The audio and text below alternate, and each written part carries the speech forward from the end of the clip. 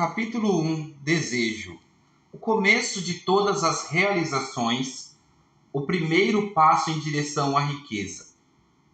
Quando há mais de 30 anos, Edwin C. Barnes desceu do trem de carga em Orange, Nova Jersey, podia parecer um vagabundo, mas seus pensamentos eram os de um rei. Enquanto fazia o percurso entre a estação de trem e o escritório de Thomas A. Edison, sua mente trabalhava. Ele se via pedindo a Edison uma oportunidade para levar adiante sua ideia fixa, o desejo ardente de se tornar sócio na empresa do grande inventor.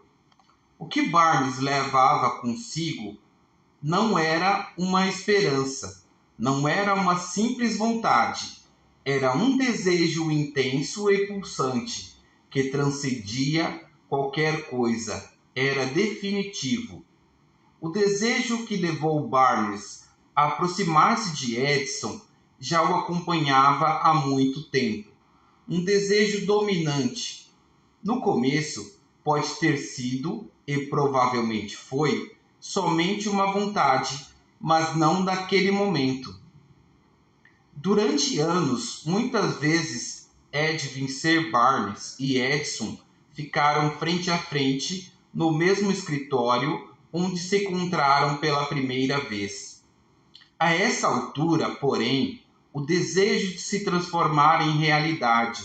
Os dois eram sócios. O maior sonho da vida de Barnes acontecera.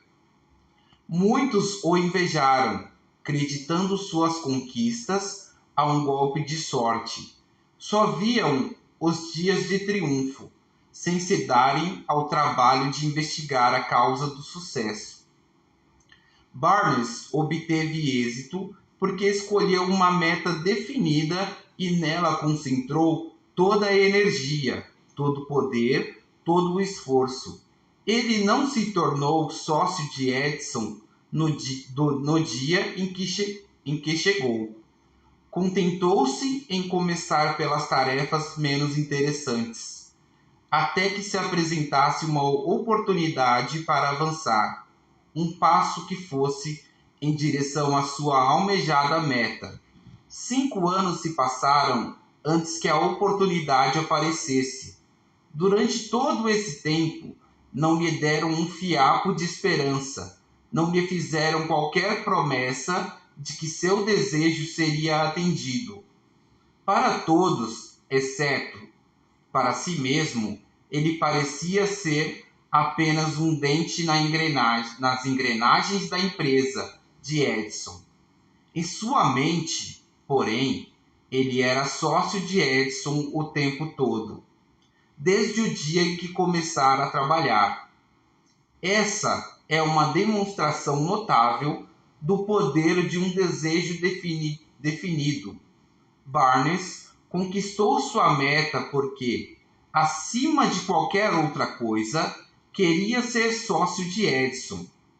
Ele criou um plano para atingir esse propósito e afastou qualquer possibilidade de bater em retirada. Ele se concentrou em seu desejo até se tornar uma ideia fixa e, finalmente, um fato. Quando foi para Orange, ele não disse: vou tentar convencer Edison a me dar um trabalho qualquer. Ele disse: vou ver Edison e mostrar que vim para ser seu sócio. Ele não disse: vou trabalhar lá por alguns meses e, se não for promovido, desisto e procuro outro emprego. Ele disse: vou começar em qualquer função, fazendo tudo o que Edison mandar, mas em breve serei seu sócio. Ele não disse: vou ficar atento a outras oportunidades para o caso de não conseguir o que quero nas organizações de Edison. Ele disse: só existe uma coisa no mundo que estou determinado a conseguir, que é ser sócio de Thomas A. Edison, em sua empresa. Vou afastar qualquer possibilidade de bater em retirada e apostar todo o meu futuro na minha capacidade de conseguir o que desejo. Ele não deixou qualquer possibilidade de desistência. Era vencer ou morrer. Essa é a história de sucesso de Barnes. Há muito tempo, um grande guerreiro se viu diante de uma circunstância em que era necessário tomar uma decisão que garantisse a vitória no campo de batalha. Devia lançar seu exército contra um poderoso adversário que contava com tropas muito mais numerosas. Embarcou seus homens em navios e pelejou rumo ao país inimigo. Lá desembarcou soldados e equipamentos e deu a ordem de queimar os navios em que tinham viajado.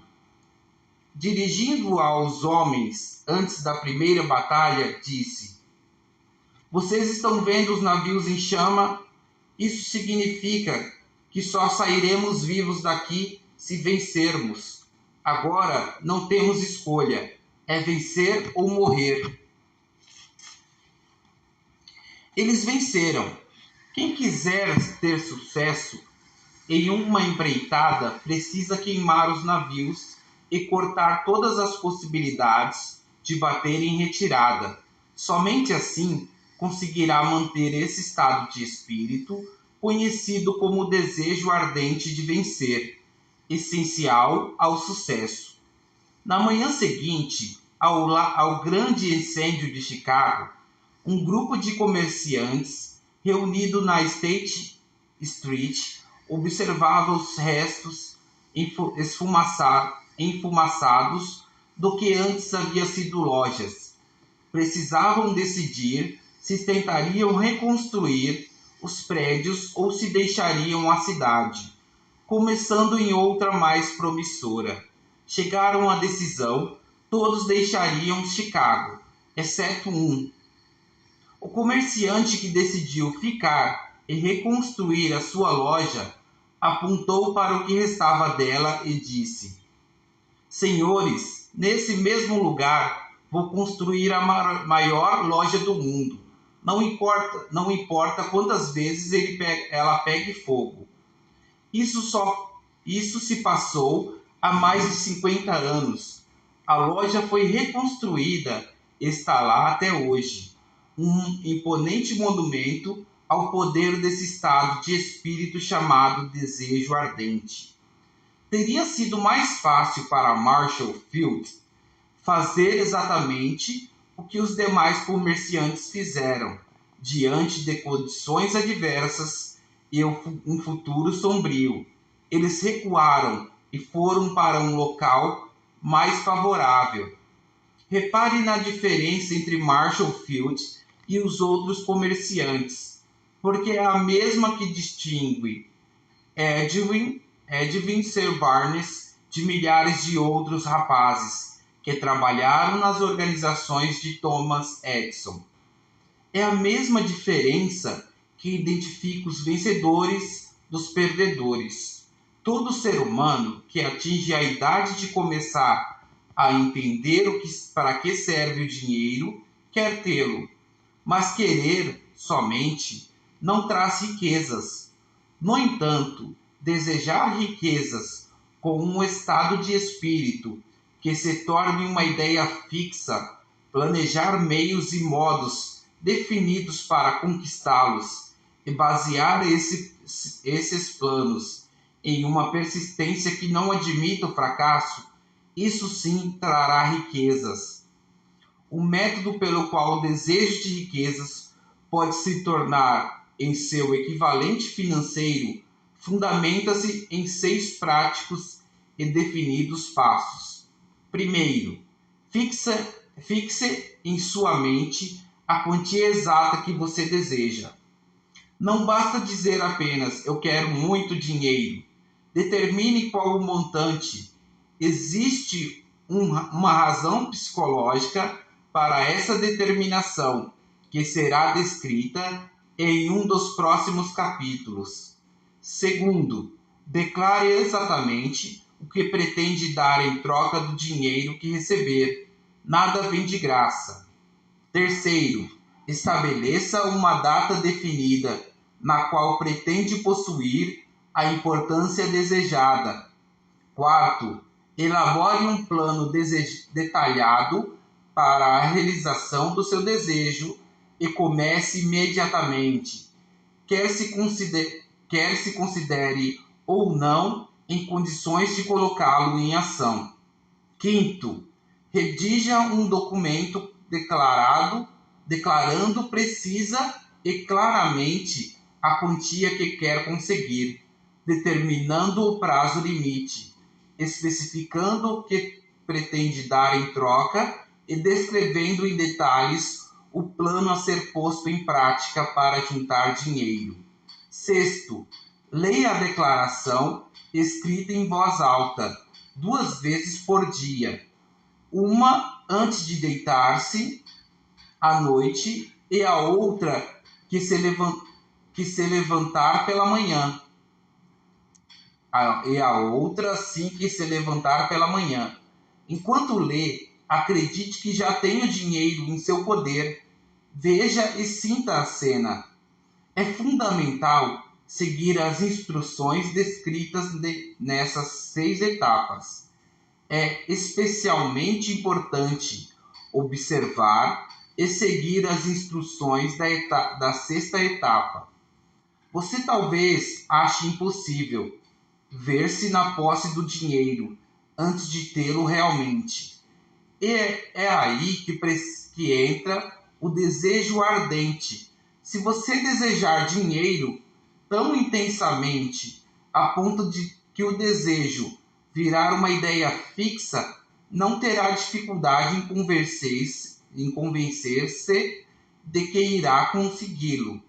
O objetivo é querer dinheiro com tal determinação que você se convença de que vai tê-lo. Somente aqueles que se tornam conscientes do dinheiro chegam a acumular grandes fortunas. A consciência do dinheiro significa que a mente foi tão completamente tomada pelo desejo de riqueza que a pessoa consegue ver-se rica. Aos não iniciados, aqueles que não reconhecem o funcionamento da mente humana, essas instruções podem parecer impraticáveis. A todos que não reconhecem a força dos 6 passos, pode ser de grande ajuda saber que essa informação foi recebida de Andrew Carnegie, que começou como um operário em uma usina siderúrgica e conseguiu, apesar da origem humilde, fazer que esses princípios lhe proporcionarem a considerável fortuna de mais de 100 milhões de dólares. Também é bom saber que 6 passos aqui recomendados foram cuidadosamente examinados por Thomas A. Edison, que neles colocou seu selo de aprovação por serem não somente essenciais à acumulação de riquezas, mas necessários à realização de qualquer meta definida. Os passos não requerem trabalho árduo, não pedem sacrifícios, não exigem que nos tornemos ridículos ou crédulos. Para aplicá-los, não é preciso muito estudo. Todavia, a aplicação bem-sucedida desses 6 passos necessita de imaginação suficiente para que possamos ver e compreender que a tarefa de ganhar dinheiro não pode ser deixada por conta do acaso ou da sorte. Precisamos entender que todos os que acumulam grandes fortunas tiveram primeiro sonhos, esperanças, vontades, desejos e planos. É importante enfatizar que as riquezas só chegam em grande quantidade quando as desejamos ardentemente e nos vemos na posse delas. Desde os primórdios da civilização até o presente, todo grande líder foi um sonhador. O cristianismo é a maior força em potencial no mundo de hoje, porque seu fundador foi um intenso sonhador, com visão e imaginação suficientes para enxergar realidades em formas mental e espiritual antes de se materializarem. Quem não vê grandes riquezas na imaginação, jamais as verá no extrato bancário. Nunca houve, na história da humanidade, melhores oportunidades para sonhadores capazes de agir do que as que existem agora. Os anos de colapso econômico nivelaram substancialmente todas as pessoas. Uma nova corrida está para começar. As apostas representam enormes fortunas que serão construídas nos próximos anos. As regras do jogo mudaram, porque agora vivemos em um mundo diferente, que favorece visivelmente as massas. Aqueles que tiveram pouquíssimas ou nenhuma oportunidade de crescer sob as condições existentes nos anos difíceis, quando o medo paralisou o crescimento e o desenvolvimento, nós que estávamos nessa corrida pela riqueza, precisamos saber que o mundo diferente no qual vivemos pelas novas ideias, novas maneiras de atuar, novos líderes, novas invenções, novos métodos de ensino, novas estratégias de marketing, nova literatura, novos programas de rádio, novas soluções para o cinema.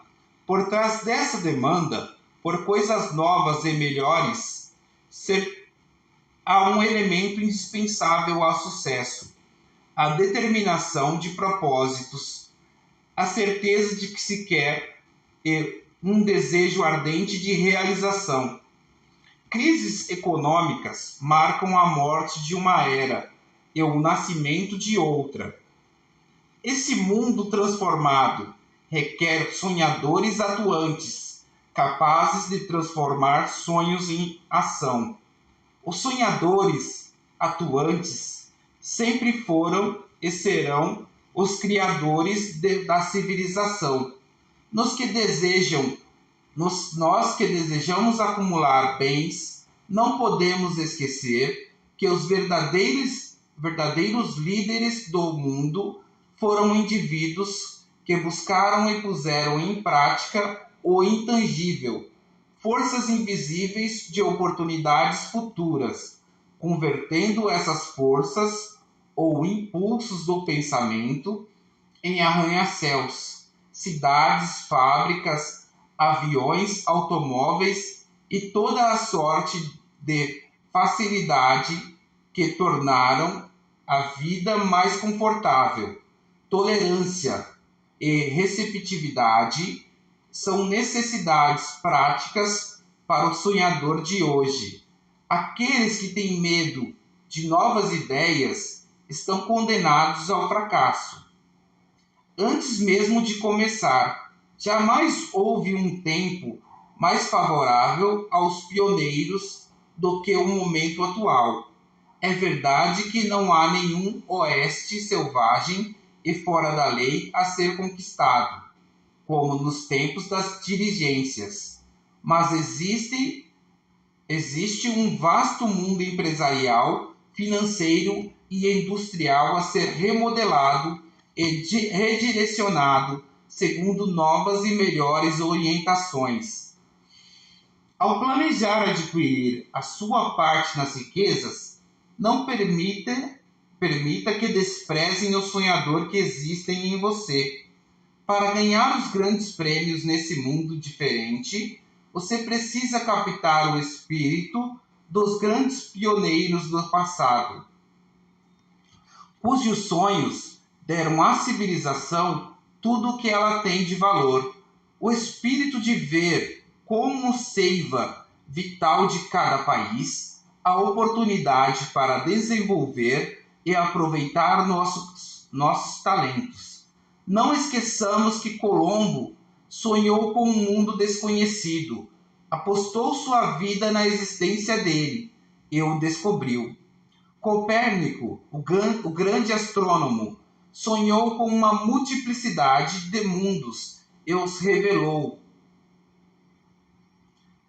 Ninguém o acusou de visionário, depois que provou estar certo. Ao contrário, o mundo o reverenciou em seu túmulo, que prova, mais uma vez, que o sucesso não precisa de desculpas e o fracasso não permite desculpas. Só que o que quer fazer é certo.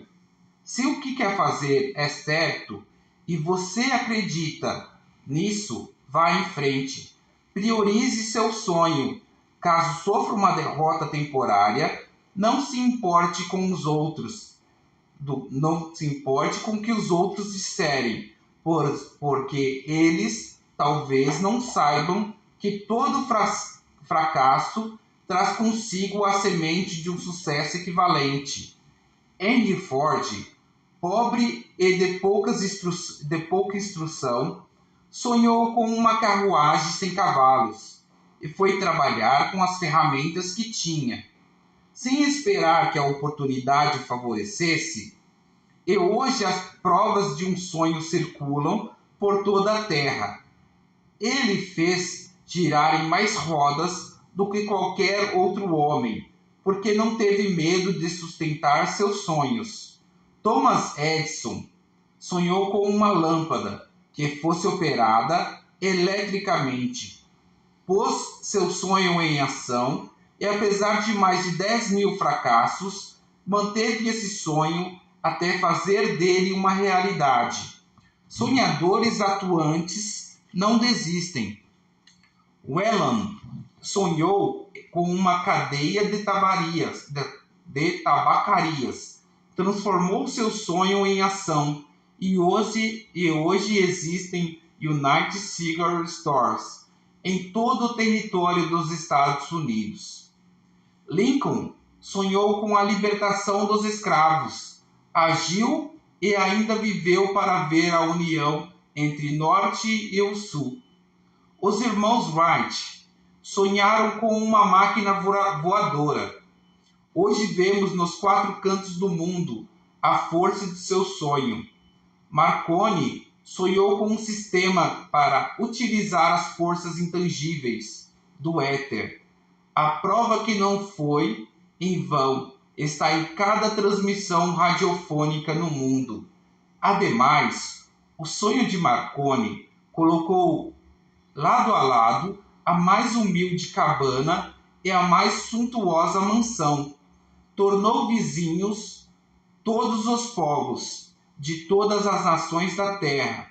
Agora os governantes podem falar a todo o povo, ao mesmo tempo, a qualquer momento.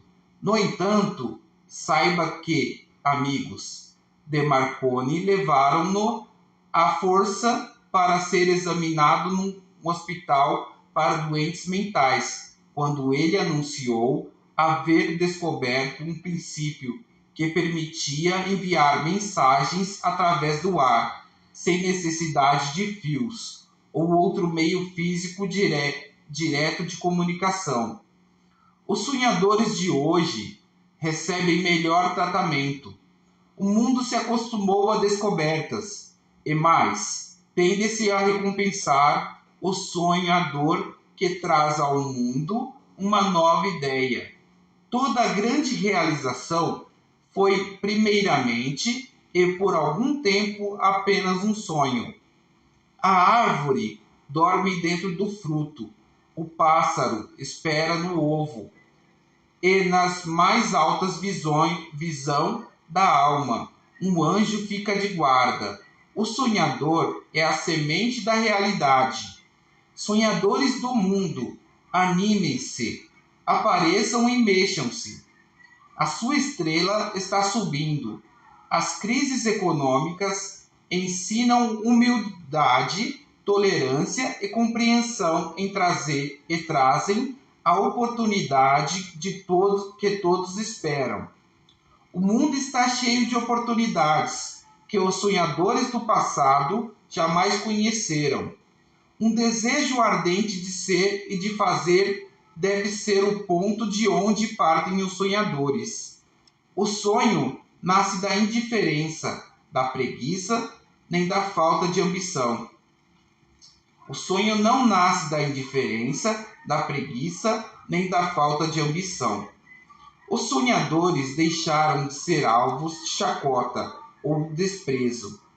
Se não acredita, vá ao Tennessee, nos Estados Unidos, e veja o que um presidente sonhador fez para controlar e aproveitar a força da água. Anos antes, tal sonho seria considerado loucura. Se você se decepcionou, sofreu uma derrota, sentiu o coração dentro do peito ser esmagado até sangrar, tenha coragem, pois essas experiências são recursos de valor incomparável. Elas fortalecem o espírito. Lembre-se também de que todos os que obtiveram êxito na vida começaram de baixo e ultrapassaram enormes dificuldades até chegar lá. Usualmente, na vida dos bem-sucedidos, a virada ocorre em um momento de crise, durante o qual foram apresentados a seu outro eu. John Bunyan, depois de ter sido preso e severamente punido em razão de suas ideias sobre religião, escreveu O Peregrino, a viagem do cristão à cidade celestial, livro que se encontra entre os melhores de toda a literatura inglesa.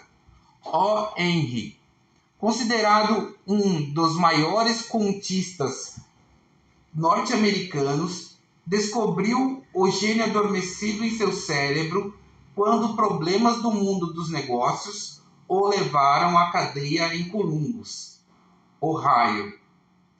Forçado pela infelicidade a tomar conhecimento de que seu outro eu e a usar a imaginação, ele descobriu que era um grande autor e não rejeitado, um criminoso miserável.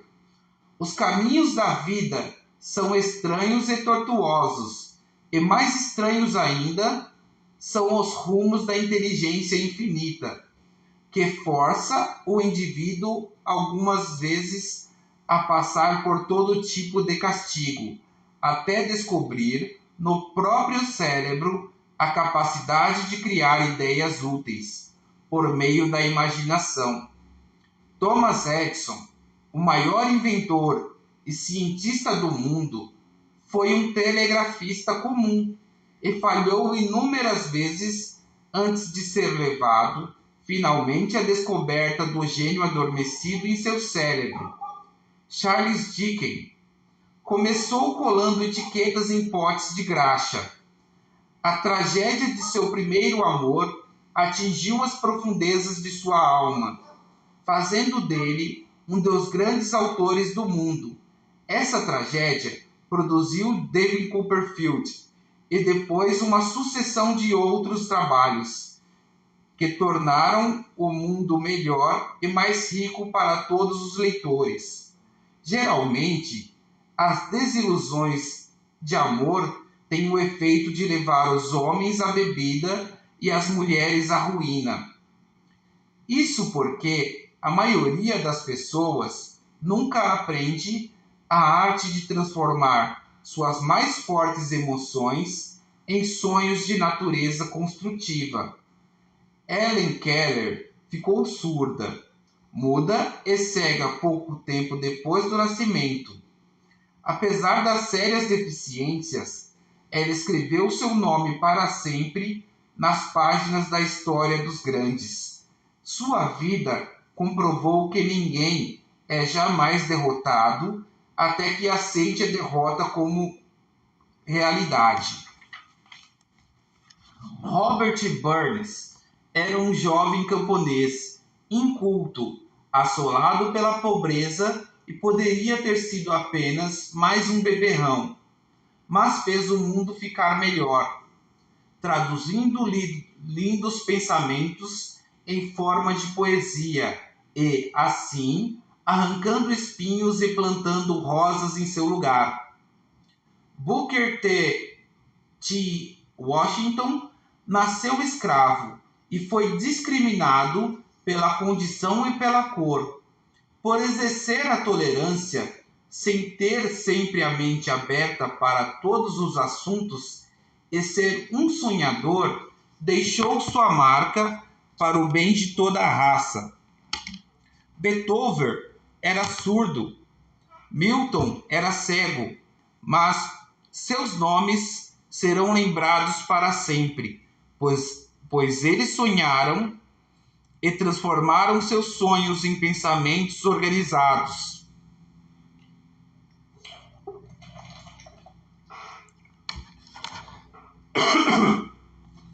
Antes de passar ao próximo capítulo, acenda outra vez na sua mente o fogo da esperança, fé, coragem e tolerância.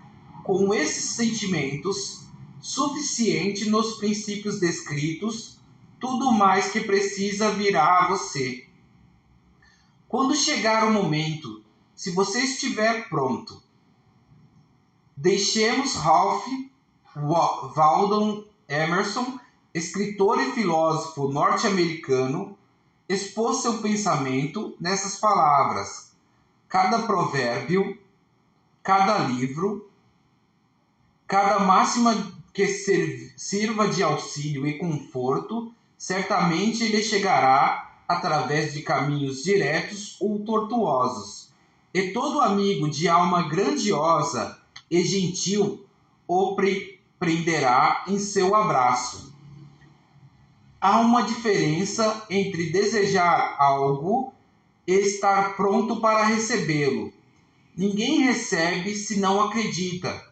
Precisa haver um estado de crença, e não de simples esperança ou vontade. Deixar a mente aberta é essencial para crer. Mentes fechadas não inspiram fé nem coragem. Lembre-se de que é necessário o mesmo empenho, tanto para pensar grande, pedir abundância e prosperidade, como para aceitar a miséria e a pobreza. Um grande poeta declarou essa verdade universal com muita propriedade nesses versos. Fiz com a vida o trato de receber uma moeda, e a vida não me pagou mais, embora mais tarde eu pedisse, ao verificar o pouco que tinha. Porque a vida é patrão justo, que dá o que você pede, mas uma vez acertado o pagamento, é preciso suportar a tarefa. Eu me contentei com um salário vil, só para descobrir consternado que a vida me pagaria de boa vontade o que eu tivesse pedido. O desejo supera a mãe natureza. Para encerrar adequadamente esse capítulo, quero apresentar uma das pessoas mais incomuns que conheci. Eu o ouvi pela primeira vez há 24 anos, poucos minutos após seu nascimento. Ele veio ao mundo sem qualquer vestígio físico de orelhas, e o médico admitiu, quando pressionado, a opinar que a criança provavelmente jamais conseguiria ouvir nem falar. Desafiei a opinião do médico. Tinha o direito de fazê-lo, pois era o pai do bebê. Naquele momento, tomei uma decisão que, no entanto, revelei apenas ao meu coração. Decidi que meu filho iria ouvir e falar. A natureza podia mandar-me uma criança sem orelhas, mas não podia obrigar-me a aceitar a realidade daquela situação. Em minha mente, sabia que meu filho iria ouvir e falar. Como? Tinha a certeza de haver um caminho que, de um jeito ou de outro, eu encontraria. Pensei nas palavras do imortal Emerson. O curso de todas as coisas nos ensina a fé. Só precisamos aprender. Existe um guia para cada um de nós. Eu, ouvindo humildemente, reconheceremos a palavra certa. A palavra certa? Desejo. Mais do que qualquer outra coisa, eu desejava que meu filho não fosse surdo e mudo. Eu nunca abri mão desse desejo, nem por um segundo. Muitos anos antes, eu havia escrito: as únicas limitações são aquelas que estabelecemos em nossa mente. Pela primeira vez, me perguntava se aquela seria uma afirmação verdadeira. Deitado na cama, diante de mim, estava um recém-nascido, sem os recursos naturais necessários à audição. Ainda que pudesse ouvir e falar, algo lhe faltaria para sempre. Certamente, não se tratava de uma limitação que ele tivesse imposto a si mesmo. O que eu poderia fazer a respeito? De alguma forma encontraria um jeito de transplantar para a mente daquela criança o meu desejo ardente, de tal modo que o som chegaria a seu cérebro sem a ajuda de ouvidos. Tão logo a criança fosse crescida o bastante para cooperar, eu encheria sua mente com o desejo ardente de ouvir, para que a natureza, por seus próprios métodos, transformasse isso em realidade. Guardei os pensamentos para mim, sem fazer comentários. Todos os dias renovava minha promessa. Meu filho não seria surdo e mudo.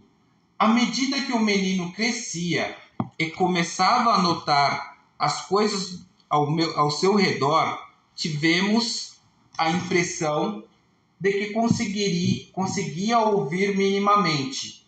Quando atingiu a idade em que as crianças usualmente começam a falar, ele não o fez, mas suas atitudes demonstravam que estávamos certos. Ele percebia alguns sons. Era tudo o que eu precisava saber. Estava convicto de que se podia ouvir, embora pouco, meu filho conseguiria desenvolver a audição. Então, algo aconteceu que me encheu de esperanças, vindo de um lugar inteiramente inesperado. Compramos um toca-discos. Quando ouviu música pela primeira vez, o menino entrou em êxtase e logo se apropriou do aparelho. Em pouco tempo, havia desenvolvido uma preferência por algumas músicas, entre elas It's a Long Way to Tapperry Ride. Certa vez, fez tocar o disco por quase 2 horas, em que ficou de pé diante do aparelho, com os dentes cravados na beira da caixa de som. Só alguns anos mais tarde, compreendemos o significado desse hábito, desenvolvido por ele, porque na época ainda não tínhamos ouvido falar do princípio da condução óssea do som. Pouco tempo depois de meu filho ter se apropriado do toca-discos, descobri que ele me ouvia com razoável clareza quando eu falava com os meus lábios tocando o seu osso mastoide ou na direção da base de seu cérebro. Essas descobertas me deram os meios necessários para que eu começasse a realizar o desejo ardente de ajudar meu filho a desenvolver a audição e a fala. Nessa época, ele arriscava falar certas palavras. A perspectiva estava longe de ser animadora, mas o desejo apoiado pela fé não conhece a palavra impossível. Certo de que ele podia ouvir com clareza o som da minha voz, comecei imediatamente a transferir da sua mente para sua mente o desejo de ouvir e falar. Logo descobri que o menino gostava que eu lhe contasse histórias na hora de dormir. Assim, pus mãos à obra, criando histórias destinadas a desenvolver nele a autoconfiança, a imaginação e um intenso desejo de ouvir e ser normal. Havia especialmente uma história que eu enfatizava, dando-lhe novas e dramáticas cores a cada vez que a contava. Com isso, tentava plantar na mente da criança o pensamento de que sua deficiência não era uma desvantagem, mas um recurso de grande valor. Apesar de todas as filosofias que eu havia estudado indicarem claramente que cada diversidade traz consigo a semente de uma vantagem equivalente, preciso confessar que não fazia a menor ideia de como tal deficiência poderia tornar-se um fator positivo. No entanto, continuei minha prática de integrar essa filosofia às histórias da hora de dormir, esperando que um dia ele mesmo encontrasse um meio de tirar proveito de sua deficiência. A razão me dizia francamente que não havia compensação adequada para a falta de ouvidos e do aparelho natural de audição, mas o desejo apoiado na fé superou a razão e inspirou-me a continuar. Analisando a experiência, posso ver agora que a fé depositada em mim pelo meu filho teve muito a ver com o impressionante resultado. Ele jamais questionou o que eu lhe dizia. Eu o convenci que possuía uma nítida vantagem sobre os irmãos mais velhos. Vantagem esta que se manifestaria de diversas maneiras. Os professores, por exemplo, observando que ele não tinha orelhas, lhe dariam especial atenção e o tratariam com extraordinária gentileza. E foi o que aconteceu. A mãe dele tratou disso, visitando os professores e solicitando mais cuidado com aquele aluno. Também o convenci de que, quando tivesse idade para vender jornais, ele teria uma grande vantagem sobre o irmão. Então, vendedores de jornais, já que as pessoas lhe pagariam mais ao ver que lhe faltava orelhas, não o impedia de ser um garoto inteligente e esforçado. Notamos que, gradualmente, a audição do menino melhorava. Além do mais, a deficiência não fizera dele um tímido. Mais ou menos aos 7 anos, ele nos deu a primeira prova de que a estratégia de trabalhar sua mente começava a dar frutos. Insistia em vender jornais, mas a mãe não concordava. Achava perigoso deixá-lo sair à rua sozinho. Ele, então, decidiu resolver a questão. Uma tarde em que ficou em casa com os empregados, pulou a janela da cozinha, alcançando o quintal, e foi à luta. Pediu 6 centavos emprestados ao sapateiro da vizinhança, comprou jornais, vendeu-os, reinvestiu o dinheiro e durante a tarde inteira repetiu a operação. Após fazer as contas e pagar ao banqueiro o dinheiro que havia tomado emprestado, teve um lucro de 42 centavos. Quando chegamos em casa, Naquela noite, nós o encontramos dormindo em sua cama, com o dinheiro bem apertado na mão. Então a mãe abriu-lhe a mão, pegou as moedas e chorou. Chorar pela primeira vitória do filho parecia tão inadequado. Minha reação foi inversa. Ri alegremente, porque soube que o esforço para plantar na mente daquele menino uma atitude de autoconfiança fora bem sucedido. Sua mãe viu um pequeno menino surdo que, em seu primeiro empreendimento, tinha ido para as ruas sozinho e arriscado a vida para ganhar dinheiro. Eu vi um pequeno negociante corajoso, empreendedor, ambicioso e confiante, cuja fé em si mesmo havia subido 100%, já que entrara no mundo dos negócios por conta própria e vencera. O resultado me agradou, porque percebi nele aptidões que o acompanhariam pela vida afora. O futuro confirmaria isso. Quando seu irmão mais velho queria alguma coisa, deitava-se no chão, esperneava, chorava e conseguia. Quando o pequeno menino surdo queria alguma coisa, planejava um meio para ganhar dinheiro e comprava o objeto desejado com recursos próprios. E ele ainda faz isso. Na verdade, meu filho me ensinou que deficiências podem ser aceitas como obstáculos e usadas como desculpas ou consideradas degraus a serem galgados rumo a uma meta estabelecida. O menino surdo cursou o ensino fundamental, o ensino médio e a faculdade sem ouvir os professores, a menos que falasse perto deles e bem alto. Nunca frequentou escolas especiais.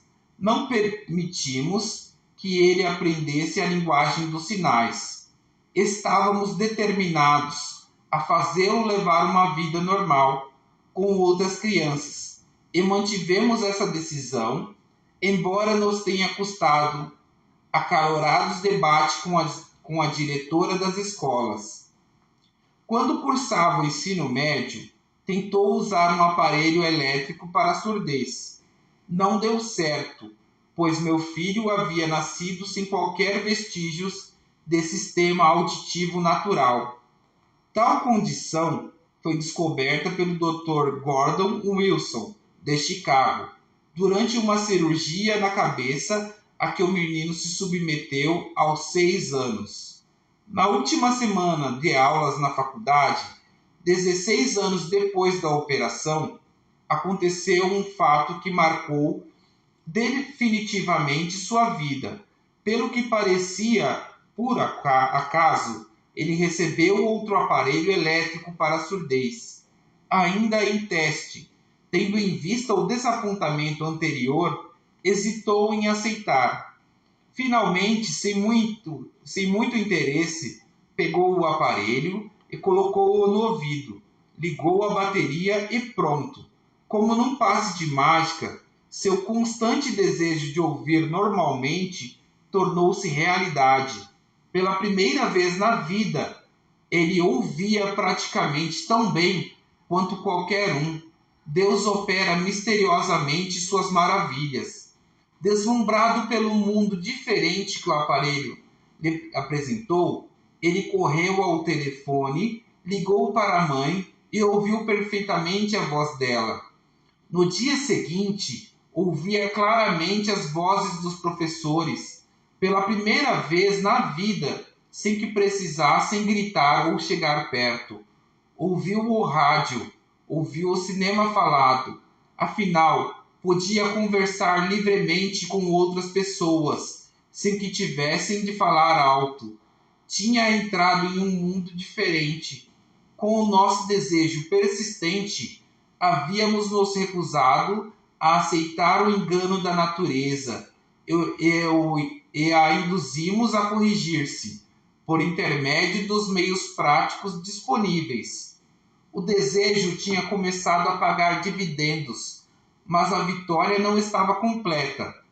O rapaz ainda teria de encontrar um meio prático e definido para converter sua deficiência em uma vantagem equivalente.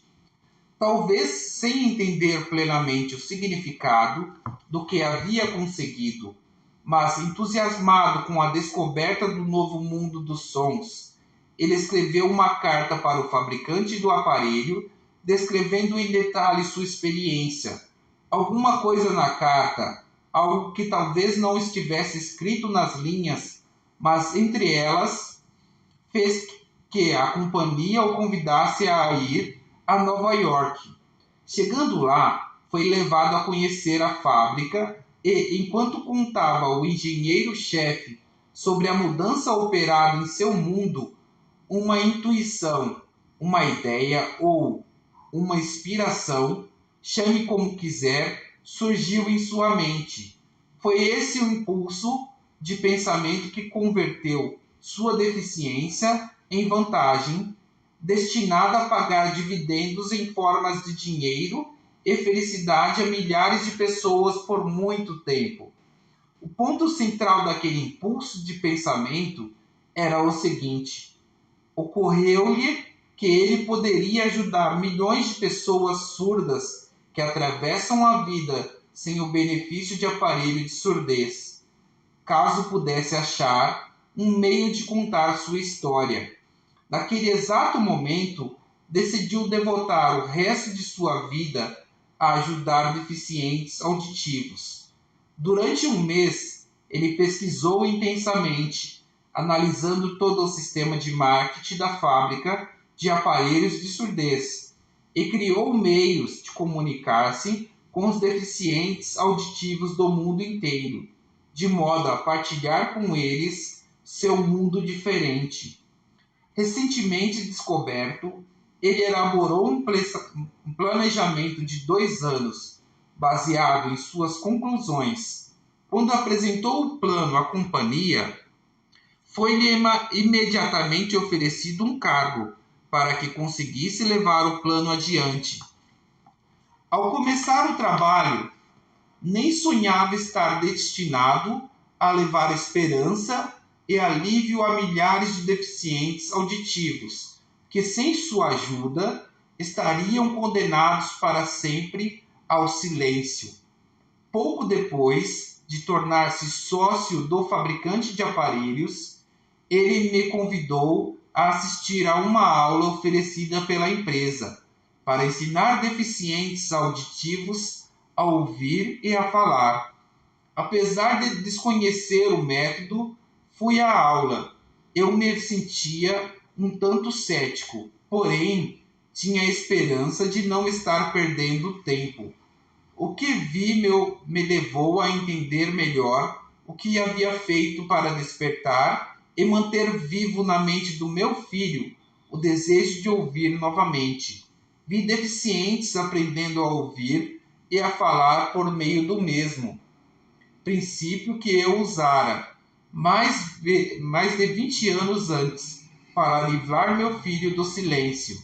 Assim, por uma estranha volta da roda do destino, Blair e eu estávamos destinados a auxiliar aqueles que ainda nem haviam nascido, por sermos os 2 únicos seres humanos que eu saiba a estabelecer definitivamente o fato de que uma deficiência poderia ser corrigida a ponto de permitir uma vida normal.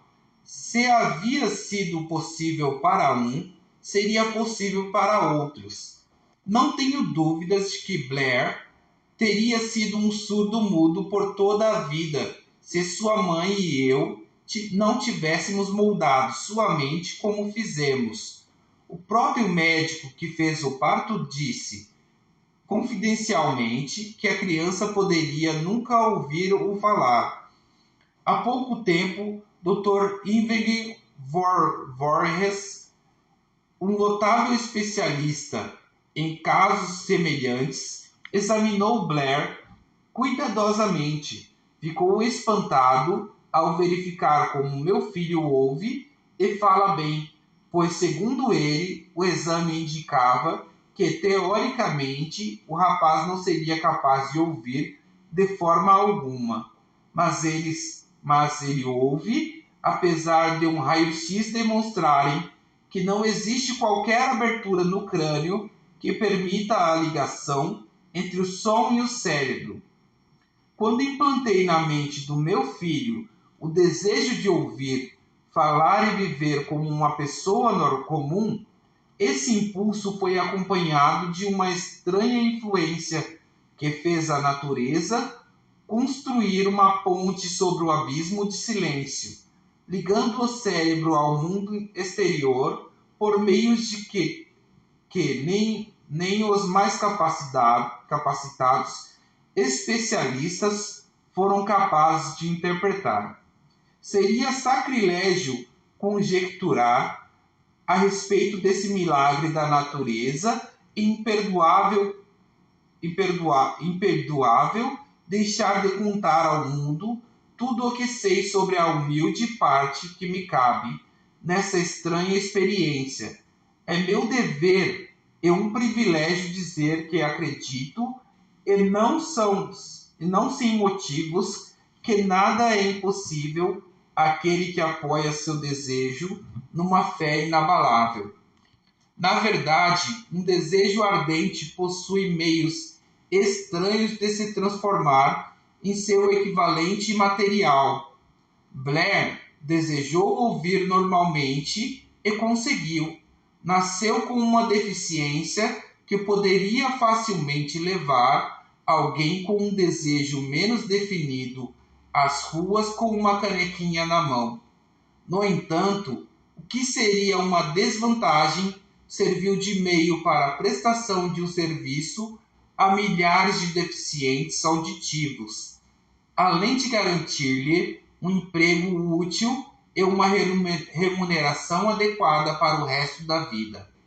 As mentirinhas brancas que coloquei em sua mente quando ele era criança, levando-o a acreditar que sua deficiência se tornaria uma vantagem, foram justificadas.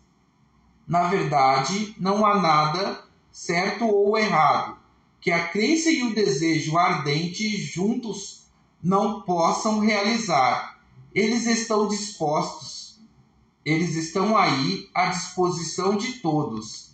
Em toda a minha experiência no trato com homens e mulheres com problemas pessoais, jamais encontrei um caso que demonstrasse mais significativamente o poder do desejo. Às vezes, autores cometem o erro de escrever sobre assuntos a respeito dos quais possuem apenas um conhecimento elementar ou superficial. Tive a sorte e o privilégio de usar a deficiência do meu filho para testar a eficácia do poder do desejo. Talvez tenha sido providencial o que aconteceu, pois certamente ninguém mais preparado do que ele para servir de exemplo do poder do desejo posto à prova. Se até a mãe natureza vergou-se diante da força do desejo, parece-lhe lógico que seres simplesmente humanos possam derrotar um desejo ardente? O poder da mente humana é estranho e imponderável. Não entendemos o método pelo qual a mente utiliza cada circunstância, cada indivíduo, cada objeto a seu alcance, como meio de transformar o desejo em sua contrapartida física. Quem sabe, um dia, a ciência descubra esse segredo. Plantei na mente do meu filho o desejo de ouvir e falar, como uma pessoa comum ouve e fala. Esse desejo tornou-se realidade. Plantei em sua mente o desejo de converter sua maior deficiência em sua maior vantagem. Esse desejo foi realizado. O modus operandi pelo qual um resultado espantoso foi alcançado não é difícil de descrever. São 3 fatos bem definidos. Primeiro, misturei a fé com o desejo de ouvir normalmente e passei isso para o meu filho. Segundo, comuniquei-lhe o meu desejo de todas as formas possíveis e imagináveis, em um esforço contínuo e persistente, durante vários anos. Terceiro, ele acreditou em mim. Quando eu terminava esse capítulo, chegou-me a notícia da morte de Madame Schumann-Heike. Um parágrafo curto no texto da notícia apontava o estupendo sucesso como cantora dessa mulher especial. Transcrevi o parágrafo porque nele se vê que ela chegou ao sucesso exatamente pelo desejo. No início da carreira, Madame Schumann-Heike visitou o diretor da Vienna Court Opera para que ele testassem a sua voz, mas o teste não aconteceu. Depois de um rápido olhar na jovem sem graça e pobremente vestida, o diretor exclamou de forma nada gentil: com essa cara e sem nenhuma personalidade, como pode esperar que seja bem-sucedida em ópera? Minha jovem, desista da ideia. Compre uma máquina de costura e vá trabalhar. Você nunca será uma cantora. Nunca é tempo demais. O diretor da Vienna Court Opera entendia muito da técnica do canto, mas sabia pouco sobre o poder do desejo quando ele se torna ideia fixa. Se soubesse mais sobre esse poder, não teria cometido o engano de condenar um gênio sem dar-lhe uma oportunidade. Há alguns anos, um dos meus sócios ficou doente. Como piorava a cada dia, foi encaminhado a um hospital para ser operado. Quando ia ser levado para a sala de cirurgia, olhei-o e pensei: como alguém tão magro e abatido como ele conseguirá enfrentar com sucesso uma operação tão séria? O cirurgião avisou que havia pouca chance, ou quase nenhuma, de vê-lo novamente com vida. Mas essa era a opinião do médico, não a do paciente. Antes de entrar na sala, ele murmurou baixinho: não se preocupe, chefe. Eu estarei fora daqui em poucos dias. A enfermeira olhou para mim com pena, mas o paciente realmente saiu são e salvo. Depois de que tudo acabou, o médico disse: ele foi salvo pelo desejo de viver. Nunca teria sobrevivido se tivesse aceitado a possibilidade da morte. Creio na força do desejo, apoiado pela fé, porque vi esse poder levar homens de origem muito humilde a posições de poder e riqueza. Eu ouvi livrar vítimas das garras da morte. Eu ouvi servir de meio para indivíduos recomeçarem após terem sido derrotados das mais diversas formas. Eu ouvi dar ao meu filho uma vida normal, feliz e bem-sucedida, apesar de a natureza o ter trazido ao mundo sem os ouvidos. Como pode alguém despertar e usar o poder do desejo? A resposta está nesse capítulo e nos capítulos seguintes. Essa mensagem chegou ao mundo ao fim da minha mais longa e talvez mais devastadora crise econômica que os Estados Unidos já conheceram. Seria razoável supor que chamasse a atenção principalmente daqueles que perderam fortunas, de outros que ficaram sem emprego e de muitos que precisaram reorganizar seus planos e recomeçar.